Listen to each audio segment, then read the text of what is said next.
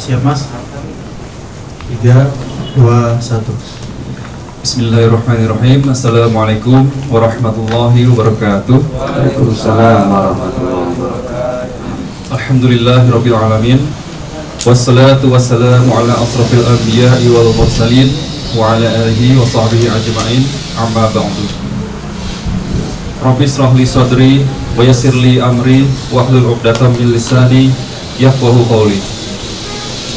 Kepada yang terhormat Bapak Haji Supati Sastro SH selaku CEO dari Absolute Group, kepada yang terhormat Bapak Brigjen TNI Purnawirawan Insinyur Haji Agus Suyarso, serta jajaran direksi dan manajemen PT Absolute Group, Ibu Haja Eka Sri Yulianti, Ibu Asri Insani, serta Bapak Julian Rahmanto, serta yang kami muliakan guru kami Al-Ustadz Haji Muhammad Siddiq LC MSY, serta Bapak Ibu hadirin karyawan Absolute Group yang dimuliakan Allah Subhanahu wa Ta'ala.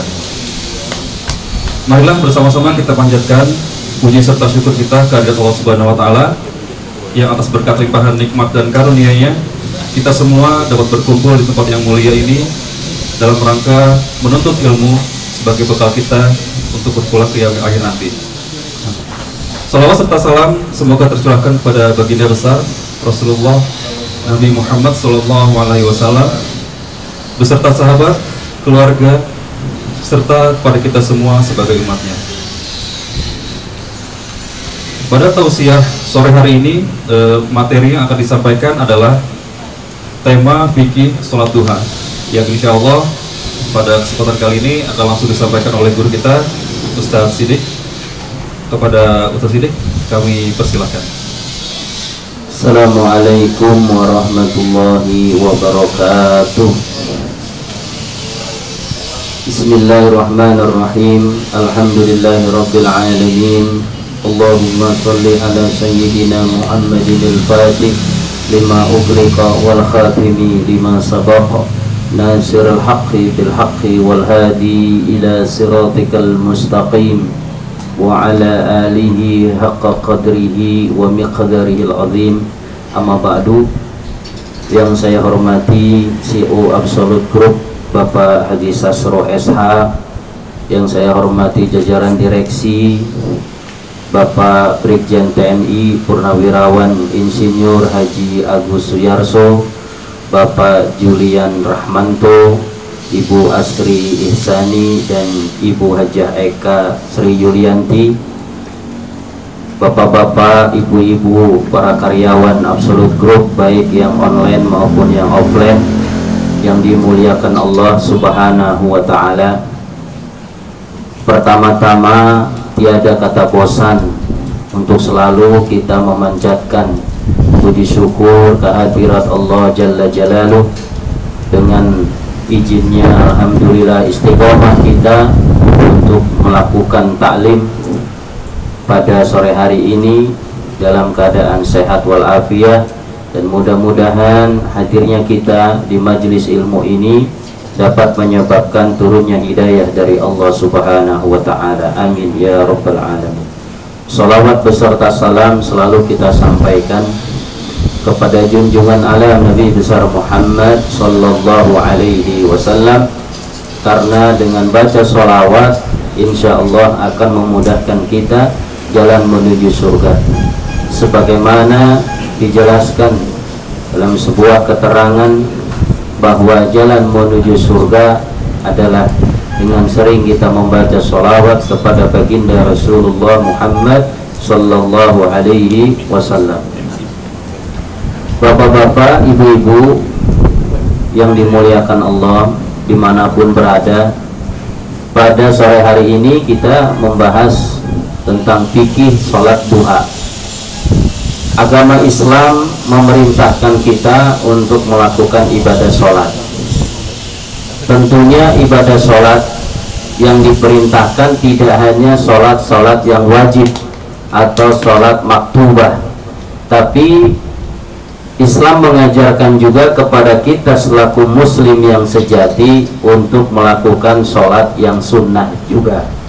Selain sholat yang fardu atau sholat yang wajib, Islam juga mengajarkan sholat sunnah yang salah satunya adalah sholat duha. Maka pada sore hari ini kita mengkaji seputar sholat duha, di mana sebagaimana dikatakan bahwa ibadah itu harus disertai dengan ilmunya. Jadi jangan sampai kita sholat duha tapi asal-asalan.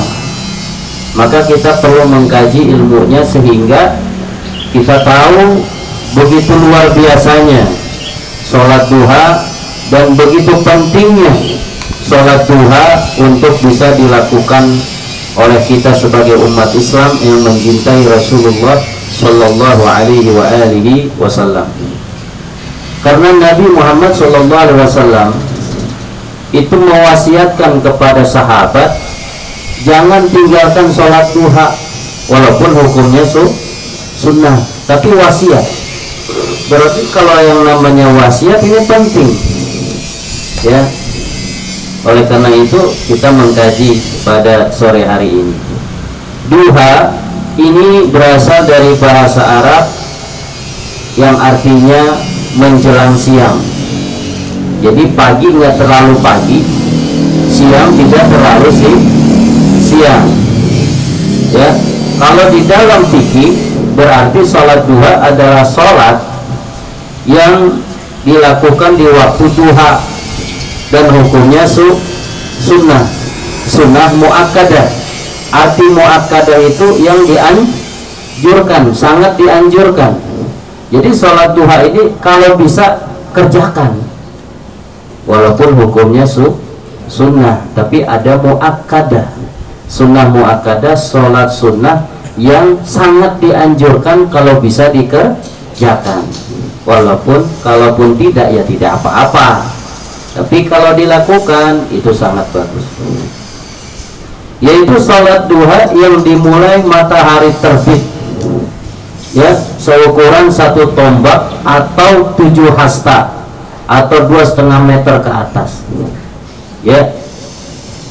Bahkan kalau kita sekitar pukul 7 atau setengah 8 itu sudah mulai kita bisa menunaikan sholat duha di setiap paginya. Keutamaannya apa? Kadang-kadang seseorang akan termotivasi ketika tahu keutamaan, betul ya? Sholat duha apaan memangnya? Nggak tahu. Tapi begitu tahu fadilahnya, begitu tahu keutamaannya yang diajarkan, dijelaskan oleh baginda Nabi, ya mudah-mudahan kita terpanggil untuk menunaikan sholat duha dikala datang waktu duha. Yang pertama, fadilah atau keutamaan orang menunaikan sholat duha, yaitu dia menjadi sedekah di setiap persendian di dalam tubuh kita. Dalam sebuah hadis dijelaskan 360 sendi yang ada di dalam tubuh kita. Siapa orang yang sholat duha, maka setiap sendinya bergerak menjadi satu kebaikan. Jadi orang yang menunaikan sholat duha berarti sedekah 360 sedekah. 2 rakaat kita sholat duha, ya, itu pahalanya 1 kali sholat duha 2 rakaat, pahalanya sedekah 360 kali sedekah. Rasulullah Sallallahu Alaihi Wasallam bersabda, yusbihu ala kulli sulami min ahadikum shadaqah. Ada sedekah yang harus dilakukan oleh orang Islam, kata Nabi, setiap pagi. Ada satu amalan sedekah yang harusnya dilakukan oleh umat Islam setiap pagi, ya.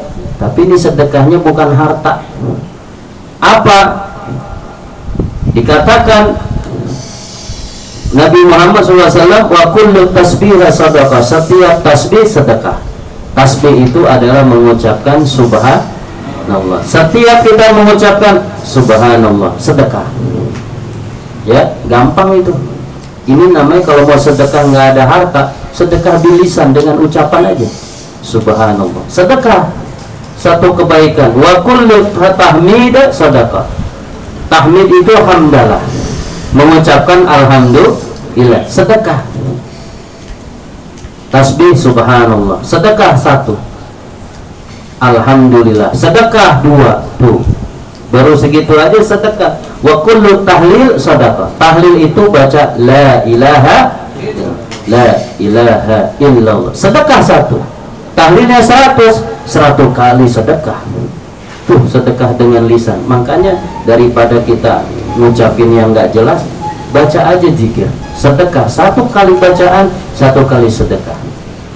Ya, kulli tahmid, setiap hamdalah sedekah, kulli tasbih sedekah, setiap kita mengucapkan subhanallah sedekah, likulli tahlil sedekah, setiap la ilaha illallah sedekah.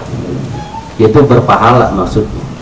Kemudian apa? Amrun bil ma'ruf sedekah, kita mengajak satu kebaikan sedekah. Ya, kita mencegah kemungkaran, an-nahyu anil munkar, mencegah kemungkaran sedekah. Lalu kata Nabi Muhammad SAW, wa yujza min dzalika ra'atani yarkauha min ad-duha, dan itu semua bisa diganjar pahalanya, dapat kalau orang yang menunaikan sholat duha 2 rakaat. Jadi yang tasbihnya, zikirnya, tahlilnya, semuanya itu pahalanya yang begitu banyak bisa diraih kalau dengan orang yang sholat duha 2 rakaat. Nggak zikir, nggak tahlil, nggak tahmid, nggak takbir, tapi dengan sholat duha 2 rakaat aja pahalanya itu semua dapat. Bahkan apa? 360 persendian tulang bergerak dalam ibadah kepada Allah dalam 2 rakaat.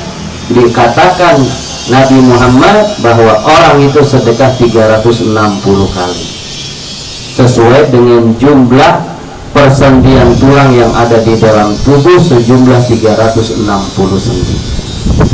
Jadi yang pertama keutamaannya adalah sedekah 360 kali. Orang yang sholat sunnah duha, padahal 2 rakaat. Gimana kalau 6, 4, 6, 8, 10, 12 ya. Yang kedua, sholat duha adalah menjadi tanda sholat awabin.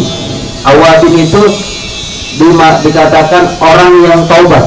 Jadi orang yang sholat duha adalah tanda itu orang yang mengerjakannya, orang yang bertobat kepada Allah Subhanahu wa ta'ala. Ya, para sahabat sama Nabi, jangan tinggalin duha, jangan tinggalin duha.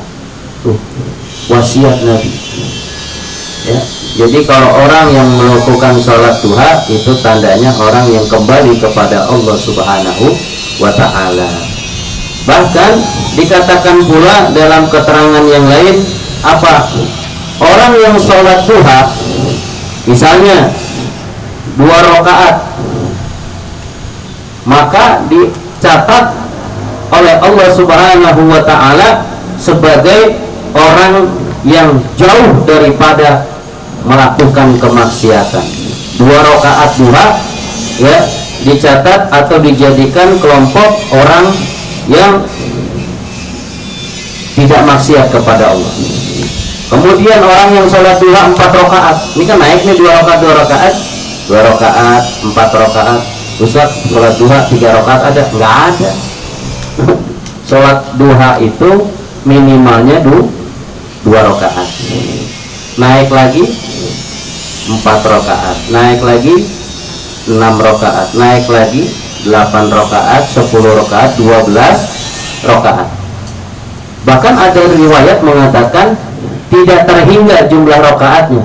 Barangkali ada ya, ada satu riwayat ada yang sholat duha itu di atas 12 ya, saking memang imannya sama Allah tinggi ya. Udah, kita jangan lihat jumlahnya, 2 aja kadang-kadang susah, kadang-kadang berat banget 2 rakaat. Padahal kita sholat 2 rakaat aja, Ustadz saya waduh 12 kayaknya berat banget. Udah 2 deh, istiqomah lebih bagus. 2 rakaat setiap pagi sholat duha 2 rakaat aja, tapi istiqomah itu lebih bagus daripada 12 rakaat tapi cuman 1 kali setahun kemudian pensiun, agak sholat lagi. Jadi 2 rakaat istiqomah. Kalau udah istiqomah mau naikin lagi 4 rakaat setiap pagi, walaupun tidak tetap hukumnya sunnah tidak apa-apa, tapi kalau dikerjakan bagus. Ya. Kemudian bisa juga orang mengatakan sholat duha adalah sholat untuk memudahkan rezeki, ya, kelancaran daripada rezeki. Itu salah satunya ada di dalam kitab Kaifa Takunu Ghaniyan, bagaimana Anda menjadi kaya. Salah satunya adalah mendawamkan sholat duha. Banyak tuh yang menjadi wasilah kita dimudahkan rezeki Allah. Takwa yang pertama, yang kedua baca surat Al-Waqiah, betul gak? Tetangga saya tuh orang maaf itu pekerjaannya nyari sampah-sampah gitu, tapi dia punya yayasan anak yatimnya puluhan sampai ratusan anak yatim, orang nggak punya. Ya, kita tanya Ustadz, panggilnya Ustadz, orang ngajar ngaji anak yatim.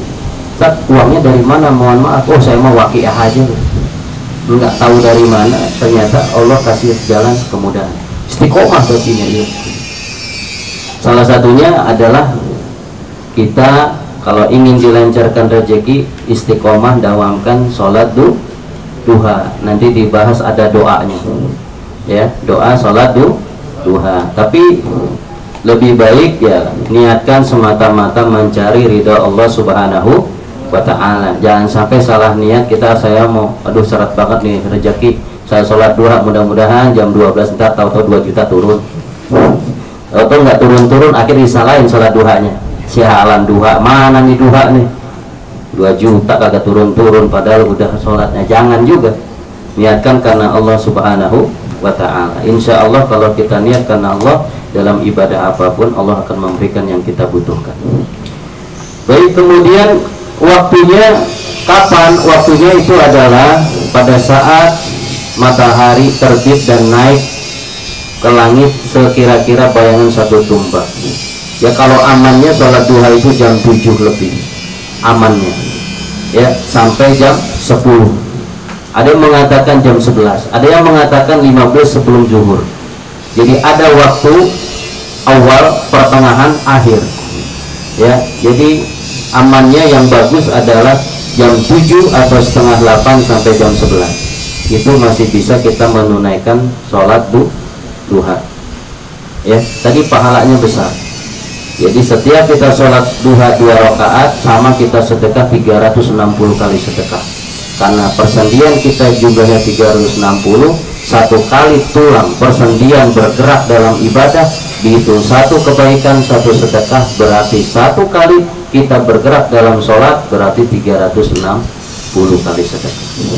Yang kedua, dianggap kita orang yang bertobat kepada Allah Subhanahu wa Ta'ala. Yang ketiga, keutamaannya Allah mudahkan rezeki kita dari jalan yang tidak disangka-sangka, ya. Kemudian bagaimana sholatnya, niatnya gimana? Niat, kembali lagi masalah niat itu di dalam hati. Tapi ulama madhab Imam Syafi'i mengajarkan talaffuz bil lisan, ucapkan dengan lisan supaya ketika diucapkan masuk ke dalam hati, ya. Ada orang mengatakan enggak, niat itu bukan di lisan tapi di hati. Benar, niat di dalam hati, tapi ucapkan dengan lisan akhirnya masuk ke hati, hati ngikut apa yang diucapkan dalam lisan. Misalnya salat sunat duha, usolli sunat duha rakaataini lillahi ta'ala, itu minimal. Sholli sunat duha rakaataini lillahi ta'ala, saya niat sholat sunnah duha 2 rakaat karena Allah Ta'ala. Kalau dipanjangkan usolli sunnat duha rakaataini mustaqbilal qiblati lillahi ta'ala, karena nggak ada adaan qadaan, itu wajib, ya. Ini kan sunnah. Sholli sunnat duha rakaataini lillahi ta'ala, saya niat sholat sunnah duha 2 rakaat karena Allah Ta'ala. Allahu Akbar. Udah, kita sholat 2 rakaat, itu niatnya. Lalu dalam 2 rakaat bacaannya apa setelah Al-Fatihah? Kalau sholat sunnahnya 2 rakaat rencananya, maka ya ada yang mengatakan rakaat yang pertama bacanya as-syams, Bismillah, setelah Al-Fatihah maksudnya. Bismillahirrahmanirrahim. Wasyamsi wadduhaha wal qamari idza talaha. Apa ya?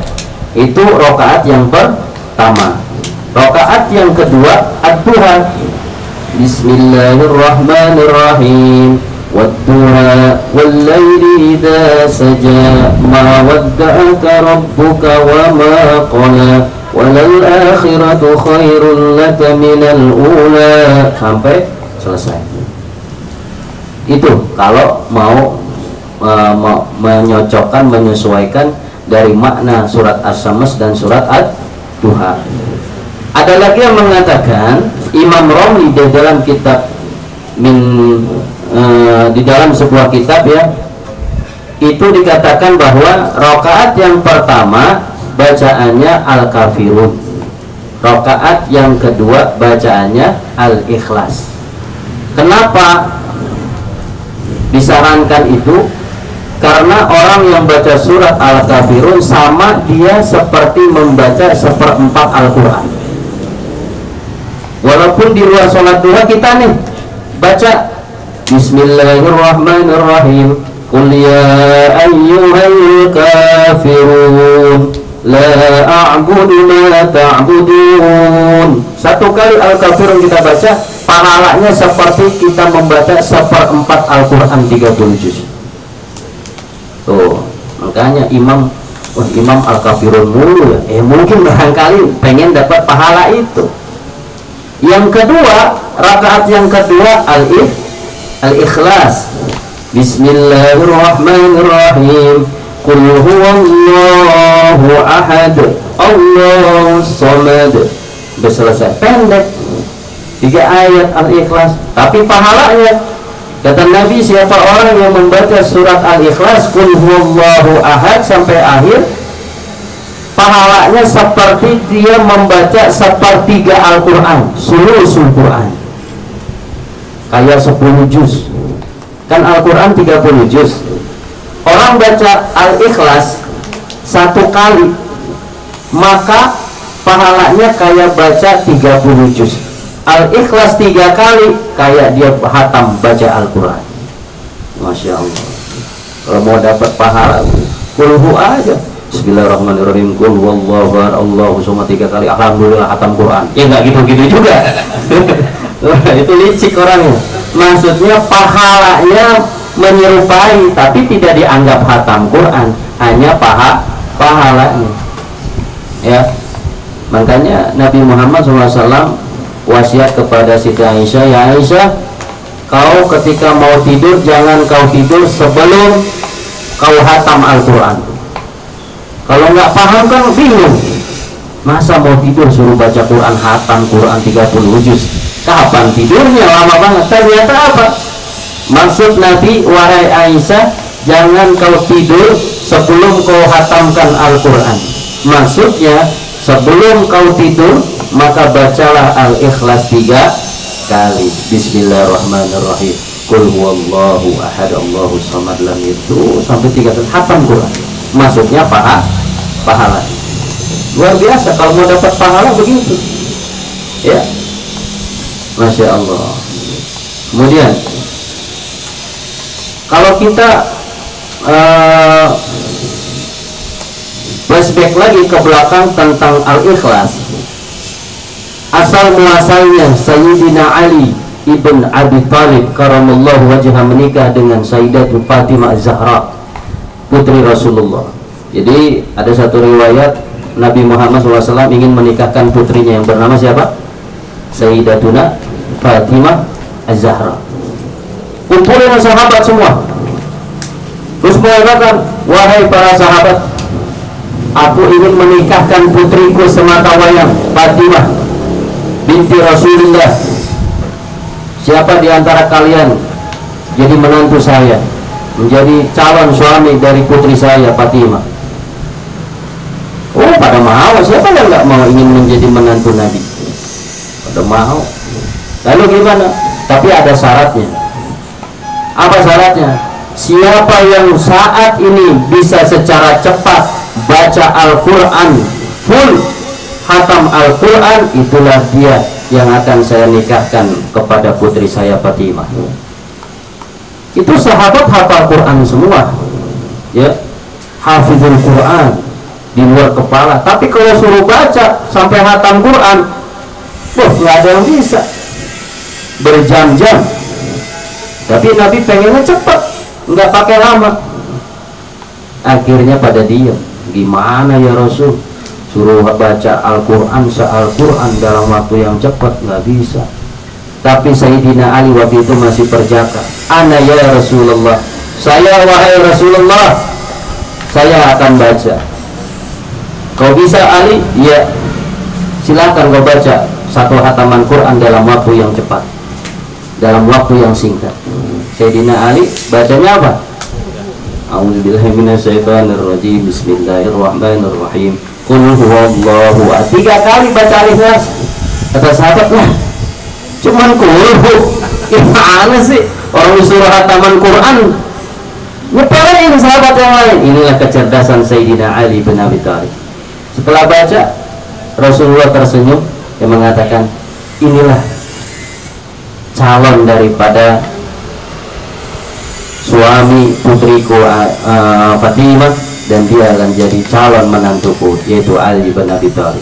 Ternyata benar, yang dimaksud Nabi baca hatam Quran tidak dari Al-Fatihah, Al-Baqarah sampai An-Nas, tapi apa? Keutamaan bagaimana cara kita mendapatkan pahala satu Al-Quran full kita baca dapat pahalanya, itu dengan surat Al-Ikhlas 3 kali.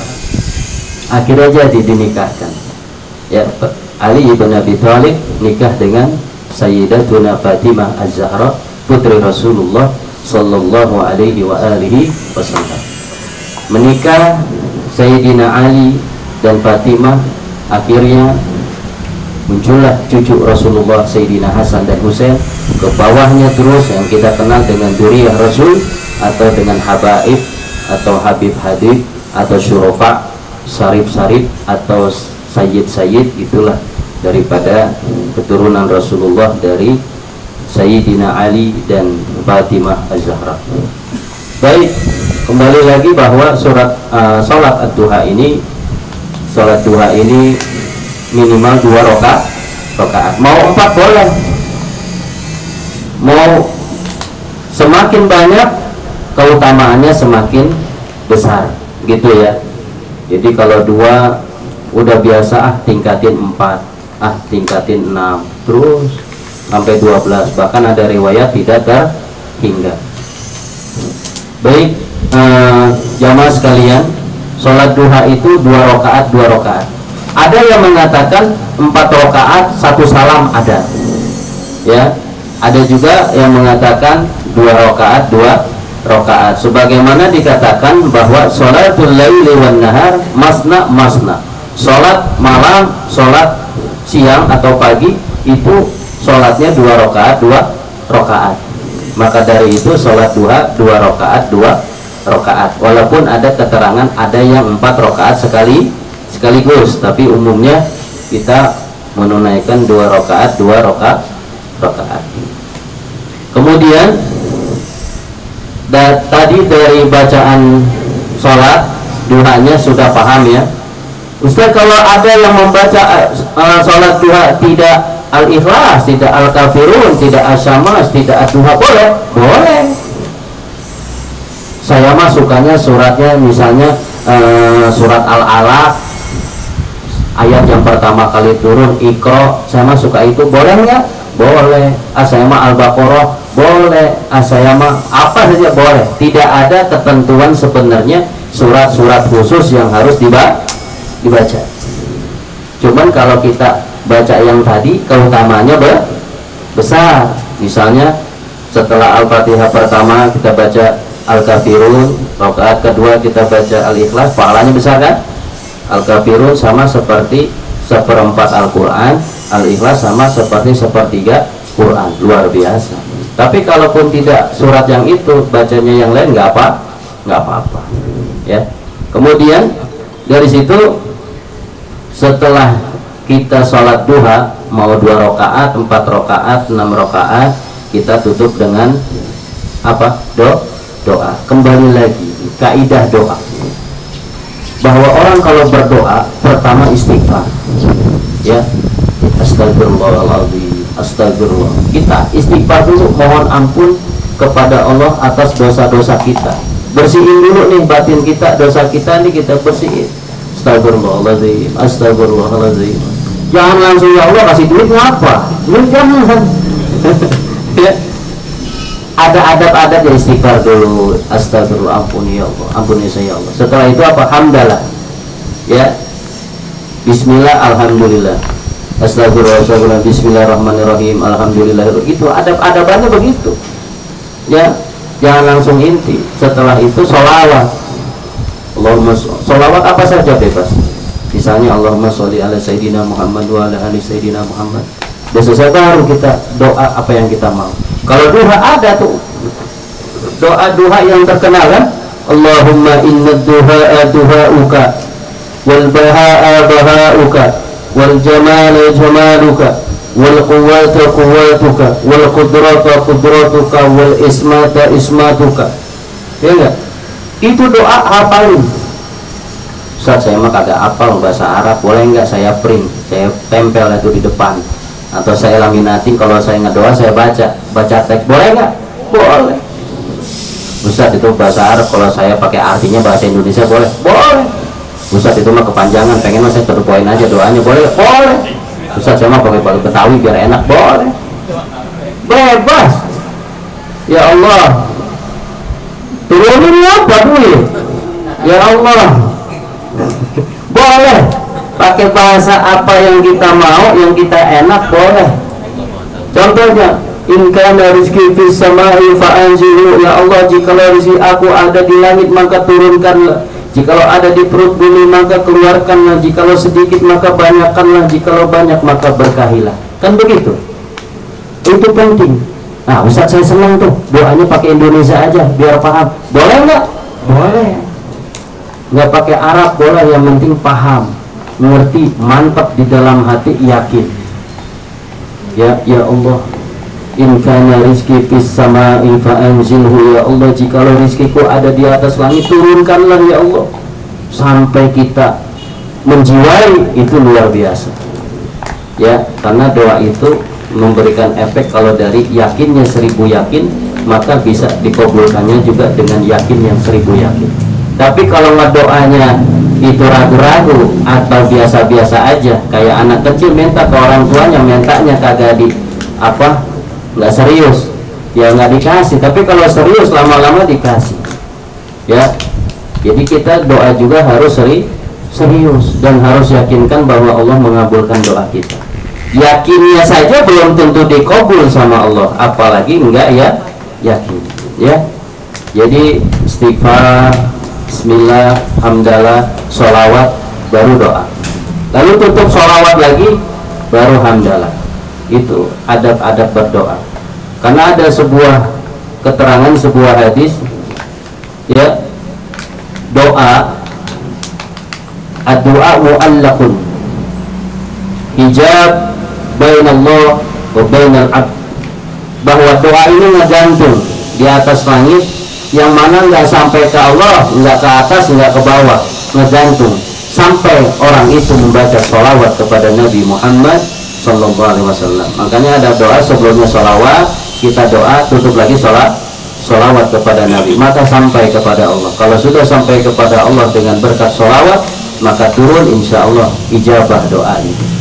Makanya kalau dalam doa ada istighfar, bismillah, hamdalah, sholawat, baru kita doa inti, kemudian tutup dengan sholawat lagi, kemudian hamdalah. Insya Allah dengan adab doa seperti itu, doa kita dikabul. Kapan dikabulnya hanya Allah yang tahu. Ya, ada doa yang langsung dikabul, ada doa yang dikabul sama Allah itu pada waktu yang dibutuhkan, yang Allah Maha tahu. Kalau ya Ustadz, saya ngedoa udah bertahun-tahun tapi mana kagak ada buktinya.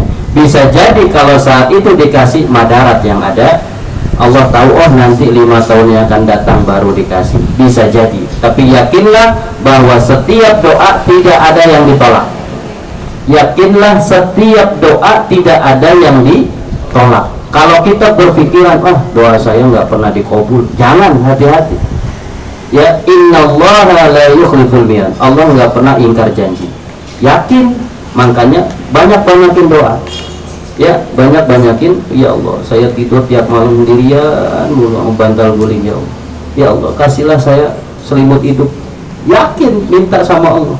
Allah kasih pada saat yang tepat. Ya. Baik, barangkali itu saja karena waktunya sudah terbatas ya durasinya. Jadi kembali lagi, mari kita hidupkan sholat sunnah duha di sela-sela kehidupan aktivitas kita setiap hari. Mudah-mudahan kita bisa menunaikannya karena ini adalah ajaran dari Rasulullah Shallallahu Alaihi Wasallam, bahwa selain kita menunaikan sholat yang wajib subuh, duhur, asar, maghrib, isya, kita juga dianjurkan, bahkan sangat dianjurkan untuk menunaikan sholat sunnah. Salah satunya ada sholat sunnah duha, di mana keutamaannya seperti sedekah 360 sedekah sejumlah dengan 360 persendian yang ada di dalam tubuh kita, dan dianggap orang yang suka menunaikan sholat duha adalah orang yang bertobat kembali kepada Allah dan bisa juga menjadi sarana dimudahkan rezeki oleh Allah Subhanahu wa Ta'ala dan selalu dalam bimbingan Allah Subhanahu wa Ta'ala. Dan mudah-mudahan kita terus dengan menunaikan sholat duha diangkat derajat kita di dunia, lebih-lebih nanti di akhirat. Kiranya itu saja yang bisa saya sampaikan, kurang lebihnya mohon maaf. Wassalamualaikum warahmatullahi wabarakatuh. Waalaikumsalam warahmatullahi wabarakatuh. Terima kasih Ustaz untuk tausiahnya. Sebelum kita masuk ke sesi tanya jawab, izinkan kami untuk menyampaikan beberapa rangkuman dari apa yang telah disampaikan oleh Ustaz dalam kajian sore hari ini. Berkaitan dengan keutamaan sholat duha, yang pertama yaitu menjadi sedekah untuk setiap sendi dalam tubuh kita sebanyak 360 kali sedekah. Yang kedua, menjadi tanda bagi orang yang bertaubat kepada Allah. Yang ketiga, 2 rakaat sholat duha dicatat sebagai orang yang tidak bermaksiat pada Allah, selalu mendapat bimbingan dari Allah. Serta yang terakhir, yang keempat, mendapat kelancaran dalam rezeki. Baiklah, sesi tanya jawab akan kita mulai. Bagi yang ingin bertanya, dipersilakan.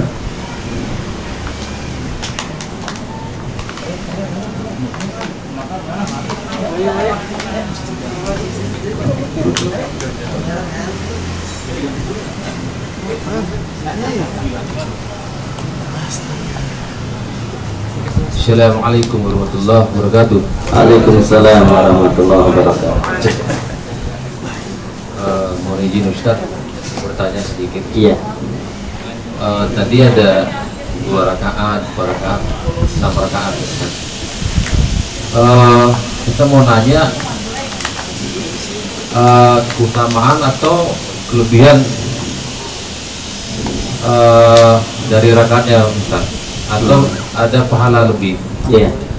Seperti yang 4 rakaat, 6 rakaat, 8, bahkan 12 Ustaz. Iya. Itu, terima kasih.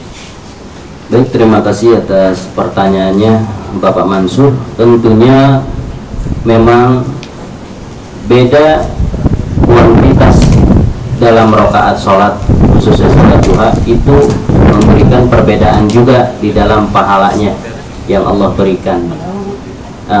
Di sini saya sampaikan hadis Rasulullah Shallallahu Alaihi Wasallam, in sholaita duha rakaataini lam tuktab minal ghafirin. Kalau orang sholat duha 2 rakaat, 2 rakaat nih dari kecil dulu. Siapa orang in sholaita sholata duha rakaataini ya lam tuktab minal ghafirin, maka orang tersebut tidak dicatat oleh Allah sebagai orang yang lalai dalam agama. Berarti sebaliknya, pemahaman sebaliknya, orang yang sholat duha dicatat oleh Allah orang yang taat sama agama. Itu 2 rakaat tuh ya. Kemudian Nabi bersabda dalam lanjutan dari hadis lain, wa in sholaitaha arba'an katabat minal muhsinin. Siapa orang yang sholat duha 4 rakaat ya. Nah, 4 rakaat ini ada yang langsung 4 rakaat, ada yang 2 rakaat 2 rakaat ya. Umumnya 2 rakaat 2 rakaat. Nah, pahalanya apa? tuktab lahu minal muhsinin, maka dicatat oleh Allah sebagai orang-orang yang baik, orang-orang yang selalu berbuat kebaikan. Ya, muhsinin termasuk orang-orang yang selalu mengeluarkan energi-energi positif, ahli ibadah. Kemudian 6 rakaat dikatakan oleh Nabi, wa in shalaita sittan tuktab minal qanitin. Siapa orang yang sholat 6 rakaat, maka dicatat orang-orang yang sangat-sangat ahli ibadah, orang yang sangat luar biasa dalam ibadahnya. Itu kalau orang yang sholat duhanya 6 rakaat. Lalu orang yang sholat 8 rakaat, wa in shallaitaha samanian katabat minal faizin. Orang yang sholat duha 8 rakaat, maka dicatat tuktab lahu minal faizin, termasuk golongan orang-orang yang menang. Orang-orang yang menang, yang mendapatkan rahmat dari Allah Subhanahu wa ta'ala. Ya, al-faiz. Faiz itu orang yang menang dalam ibadah. Itu yang 8 rakaat. Wa in shallaitaha asran, dan barang siapa atau apabila kamu lakukan sholat duha sebanyak 10 rakaat. 10 rakaat ini udah luar biasa, ini 10 rakaat. Satu waktu bisa 10 rakaat, luar biasa, apalagi sampai istiqomah. Ya, luar biasa. Kadang kita 2 rakaat aja udah merasa gimana. 10 rakaat kerjakan sholat duha, apa pahalanya? Lam yuktab laka zalikal yaum dzanbun, maka tidak akan dicatat dosa pada hari itu. Ya, dosa-dosa yang dikerjakannya dihapus sama Allah kalau dia sholat duha 10 rakaat. Maksudnya dosa yang kecil. Kalau dosa besar ya harus taubat, tapi dosa yang kecil itu dihapus sama Allah, nggak dicatat kalau orang itu sholat duha 10 rakaat. Nah, yang luar biasanya kalau sampai menunaikan sholat duha 12 rakaat dalam satu waktu, ya, 6 kali 2. Kata Nabi Muhammad SAW, wa in shalaitaha isna asyarata rak'ah banallahu laka baitan fil jannah. Barang siapa atau apabila kau lakukan sholat duha 12 rakaat, isna asyara rak'ah, 12 rakaat sholat duha kau lakukan, banallahu lahu baitan fil jannah, maka Allah membangun baginya di dalam surga sebuah istana. Kalau mau dapat istana di dalam surga, kerjain aja sholat duha 12 rakaat dengan istiqomah. Nabi bilang, banallahu lahu baitan fil jannah, Allah akan membangun baginya yang melakukan sholat sunnah 12 rakaat itu istana di dalam surga. Berarti udah bukan masuk lagi, dibikirin istana, ya, VIP di dalam surga. Dan khusus siapa itu pemiliknya? Pak Mansur. Apa kelebihannya? 12 rakaat. Luar biasa, 12 rakaat. Kalau memang bisa istiqomah, Nabi bilang, dan ini hadisnya apa? Hadis riwayat Imam Baihaqi. Luar biasa, yang bilang Nabi bukan siapa-siapa. Maka keutamaan sholat ini luar biasa. Mau 2 rakaat, 4 rakaat, 6, 8, 10 sampai 12, luar biasa. Paling kalau bisa, kalau waktunya libur nih, coba deh subuh itu 12 deh. Usahain, ya minimal 2. Yang tadinya nggak pernah sholat duha, aduh terpanggil, saya malu sama Allah. Kalau orang yang sholat dianggap orang taat, berarti sebaliknya nggak sholat berarti kagak taat. Aduh malu, sholat 2 rakaat duha. Sampai saya punya sahabat keluarga besarnya kiai semua. Itu saya tanya, rahasianya apa? Duha. Punya anak 12, 6 laki-laki, 6 perempuan. Lakinya kiai semua, hafiz Quran 30 juz, perempuannya 2 kiai, nyai semua. Itu ternyata duha. Jadi kalau pagi-pagi udah duha belum? Udah duha belum? Kamu udah duha? Udah duha. Udah jadi biasa. Saya datang jam 8 di situ jadi ngikut sholat duha. Biasanya enggak ngikut sholat duha karena suasana di keluarganya sudah biasa sholat duha. Di waktu hari libur, hari Minggu itu ngomongin duha, dites, udah duha, udah, oh ya kamu belum, udah sholat duha dulu. Sholat dulu. Padahal sunnah, tapi udah kebiasaan keluarganya itu sholat tuh. Lalu pertanyaan lagi, boleh nggak sholat duha berjamaah? Kan gitu tuh. Ya, idealnya sholat duha itu sendirian, munfaridan. Tapi boleh nggak kalau berjamaah? Boleh. Karena Rasulullah pernah lagi sholat duha, ya sendiri. Tahu-tahu sahabat ngikutin jadi makmum. Akhirnya jamaah nggak? Jamaah. Terus setelah selesai Rasul tahu jamaah. Dilarang nggak? Diomelin nggak? Enggak. Dibiarin aja. Berarti boleh. Bahkan kalau ada tujuan tertentu, contohnya tarbiyah, mendidik. Lihat di sekolah-sekolah, sholat duha jamaah, betul ya? Sekolah SD, sekolah SMP, SMA, itu sholat duha jamaah. Kenapa? Buat mendidik. Bahkan suaranya dikencengin imamnya. Bismillahirrahmanirrahim. Buat apa? Ngedidik anak-anak yang nggak biasa supaya biasa sholat duha. Tapi jangan terus-terusan. Itu mah karena ada tujuan mendidik. Kita suami, ada istri, ada anak, yuk sholat duha jamaah nih, pada ngikutin. Kalau niatnya mendidik boleh. Allahu Akbar, ikutin. Allahu Akbar, Bismillahirrahmanirrahim. Padahal ada kita mendidik. Kalau nuansanya mendidik boleh. Tapi kalau sudah bisa semua, ya jangan jamaah, munfaridan sendiri. Itu ya. Baik, terima kasih Pak Mansur. Assalamualaikum warahmatullahi wabarakatuh. Waalaikumsalam warahmatullahi wabarakatuh. Bu Ustazah, Masya Allah. Ada titipan Ustaz, Luar biasa. Untuk waktunya yang duha itu awal akhirnya jam berapa sih Ustaz? Sama kalau mau sholat duha itu boleh disambung nggak? Misalkan di rumah, terus tiba-tiba mau lanjut lagi di tempat yang berbeda gitu. Oh, luar biasa ya. Bukan saya Bang. Jadi kalau waktu udah dijelasin kayaknya ya tadi ya. Ya amannya jam 7, jam 8 sampai jam 11 itu amannya kan. Yang tengah-tengah jam 9 udah mantap ya. Nah, boleh nggak satu waktu ya, maksudnya di rumah terus pindah lagi gitu. Misalkan kita mulai jam 7 di rumah ya di Pondok Indah, jam 9 udah di Arab Saudi ya sholat duha, kemudian jam 11 saya di Meksiko. Boleh selama masih waktu duha. Kenapa Bu? Iya dua terserah ibu mau berapa rakaat, 2 mau lagi ya 2, hitungannya kalau di dalam satu waktu ya 4 itu hitungan, dan tidak ada batas. Jadi umumnya 2 sampai 12 umumnya, tapi ada riwayat tidak ada batasannya. Jadi kalau mau lebih ya nggak apa-apa kalau memang luar biasa ini, karena 12 aja luar biasa. Ini secara teori itu luar biasa, 12 rakaat jarang, tapi ya banyak ya orang yang beriman. Tapi kalau mau lebih ya silakan ya, maksudnya kalau pindah boleh.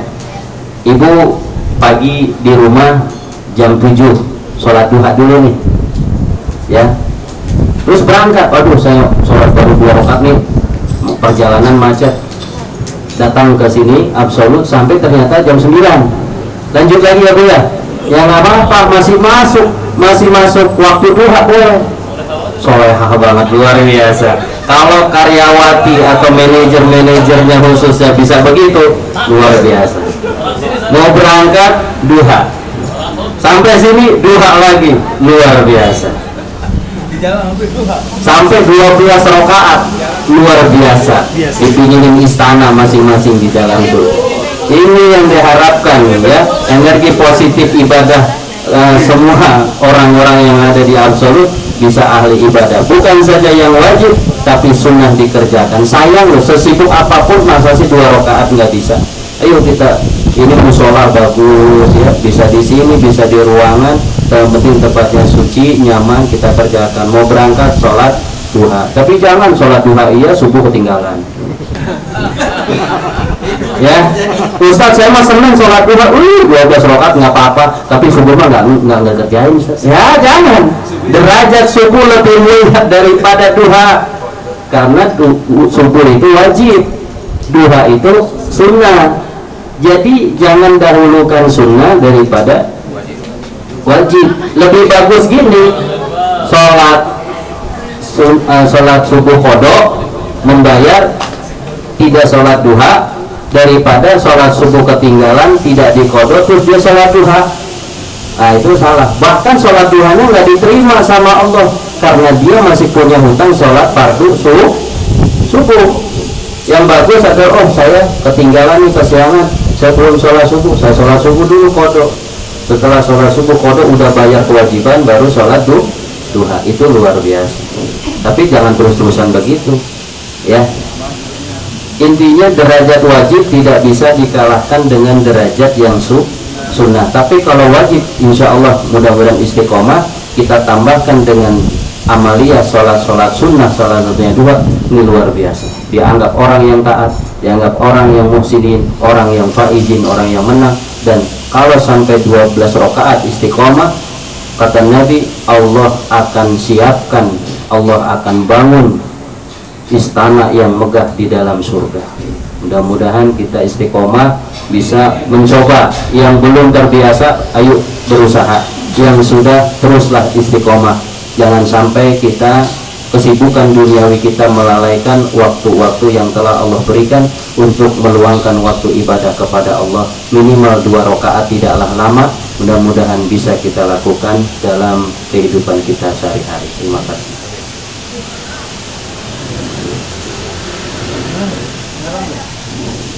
Yes. Baik, alhamdulillahirrahmanirrahim. Kita sudah sampai pada alhamdulillahirrahmanirrahim. Kita sudah sampai pada penghujung acara. Mari kita tutup dengan doa. Ustaz mungkin bisa dipimpin. Baik Bapak Ibu sekalian, mari kita berdoa kepada Allah. Mudah-mudahan ilmu yang baru saja kita kaji dapat bermanfaat dunia dan akhirat. Lebih-lebihnya mudah-mudahan suatu saat kita dalam waktu yang dekat Allah berikan hidayah, istiqomah, kita bisa menunaikan sholat. Selain daripada sholat yang fardu, kita juga bisa dikuatkan untuk bisa menunaikan sholat yang sunnah. Salah satunya adalah sholat duha. Ala hadhihi niyyah wa likulli niyatin sholihah wa ila hadratin Nabi Muhammadin sallallahu alaihi wasallam. Al-Fatihah. A'udzu billahi minasyaitonir rajim. Bismillahirrahmanirrahim. Alhamdulillahi rabbil alamin arrahmanir rahim maliki yaumiddin. Iyyaka na'budu wa iyyaka nasta'in. Ihdinas siratal mustaqim. Siratal ladzina an'amta 'alaihim ghairil maghdubi 'alaihim waladdallin. Amin. Astagfirullahaladzim, astagfirullahaladzim, astagfirullahaladzim. Bismillahirrahmanirrahim. Alhamdulillahi rabbil alamin. Allahumma salli ala sayyidina Muhammadin wa ala ali sayyidina Muhammadin. Allahumma faqihna fid din wa alhiqna bis salihin. Allahumma anfa'na bima 'allamtana wa 'allimna alladhi yanfa'una wa zidna ilman nafi'a wa zidna ilman nafi'a wa zidna ilman nafi'a ya rabbal alamin. ربنا آتنا في الدنيا حسنة وفي الآخرة حسنة وقنا عذاب النار وصلى الله على سيدنا محمد وعلى آله وصحبه وسلم بفضل سبحان ربك رب العزة عما يصفون وسلام على المرسلين والحمد لله رب العالمين. Alhamdulillahirrahmanirrahim. Pada acara tausiah hari ini berjalan dengan lancar. Selaku pembawa acara, saya mohon maaf apabila terdapat kesalahan baik yang disengaja maupun yang tidak disengaja. Bagi para hadirin kami informasikan untuk sampahnya nanti bisa dibawa serta ya ketika meninggalkan area musala Qiblat Silaturahim.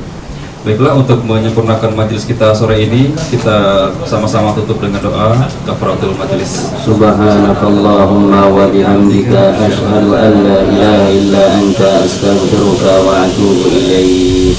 Lebih kurangnya mohon maaf. Akhirul kalam. Wassalamualaikum warahmatullahi wabarakatuh. Waalaikumsalam warahmatullahi wabarakatuh.